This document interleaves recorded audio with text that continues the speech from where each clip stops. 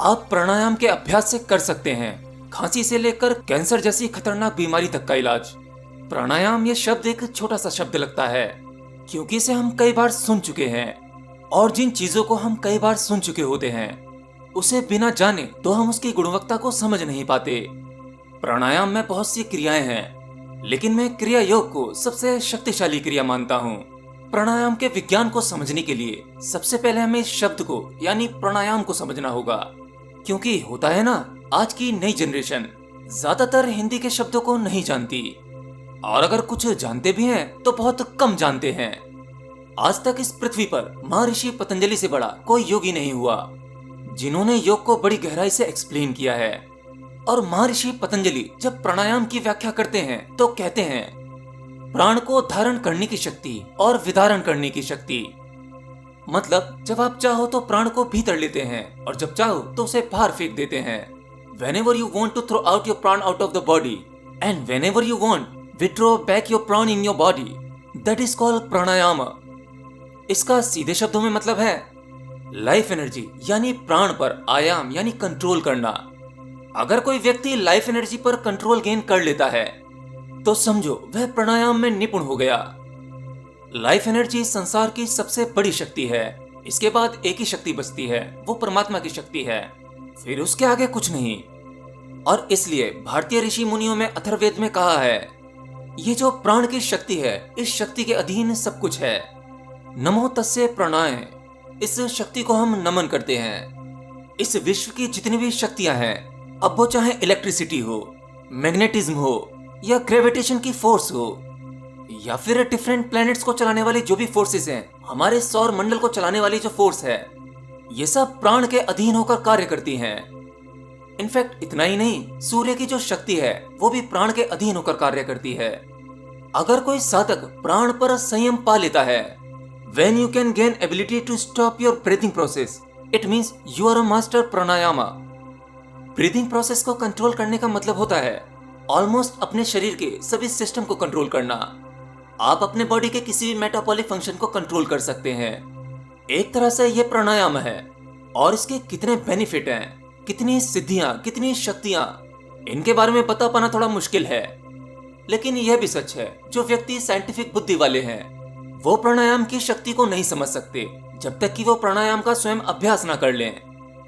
मैं आपको बता दूं, संसार में बड़े से बड़े साइंटिस्ट जिन्होंने बहुत कुछ खोजा, लेकिन एक आध्यात्मिक गुरु के सामने, गुरु वो जो परम ज्ञान को उपलब्ध हो, उसके सामने वो साइंटिस्ट एक बच्चे के समान है।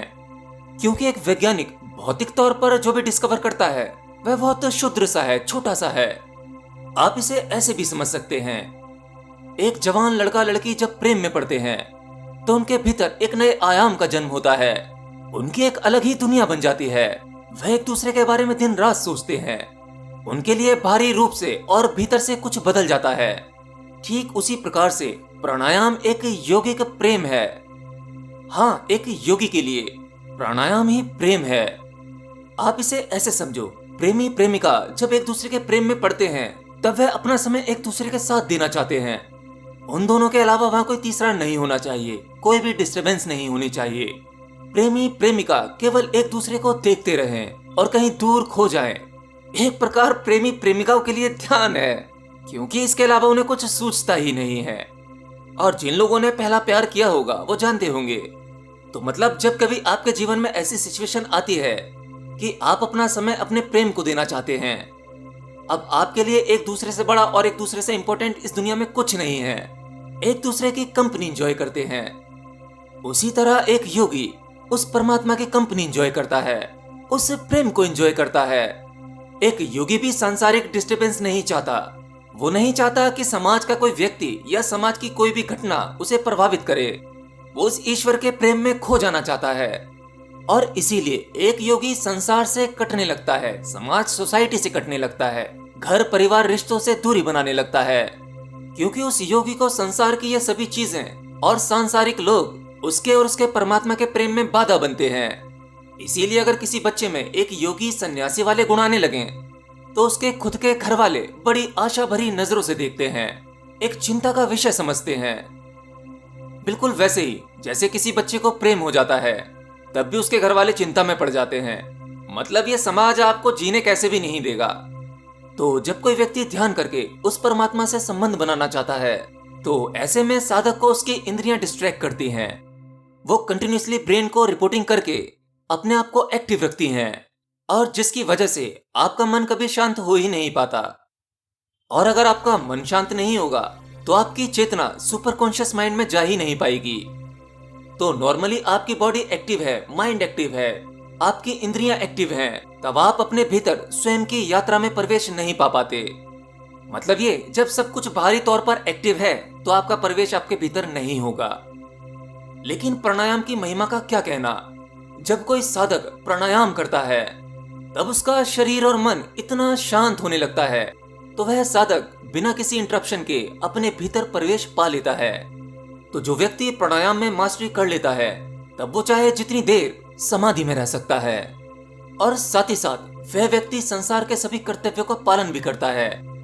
एक योगी होते हुए भी साधारण जीवन जी सकता है। और अगर चाहो तो प्राणायाम का अभ्यास करने के बाद आप किसी भी बीमारी को, अब वो चाहे आपकी खुद की बीमारी हो या किसी और की, उसे ठीक कर सकते हो। और ये कैसे संभव होता है? जब आप अपनी लाइफ एनर्जी को कंट्रोल करना सीख लेते हो और ओवर एक्टिव करना सीख लेते हो, मतलब अपनी लाइफ एनर्जी को रेगुलेट कर लेना।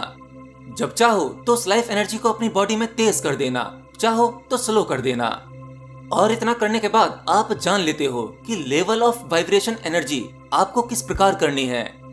मतलब जब आप अपनी एनर्जी के वाइब्रेशन को समझने लगते हैं, तब आप जान जाते हैं कि शरीर में जो जो प्रॉब्लम्स हैं उनको कितनी फोर्स चाहिए उसे ठीक करने के लिए या हटाने के लिए।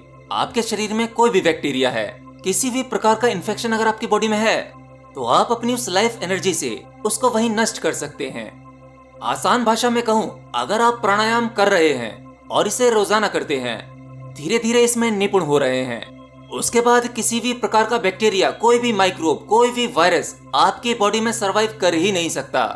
क्योंकि अल्टीमेट इस जगत में जो भी हीलिंग पोटेंशियल है, मतलब जितनी भी हीलिंग पावर्स हैं, जो मेडिसिन को मिलती है, हर्ब्स को मिलती है, वो सभी शक्तियां प्राण से ही आती हैं।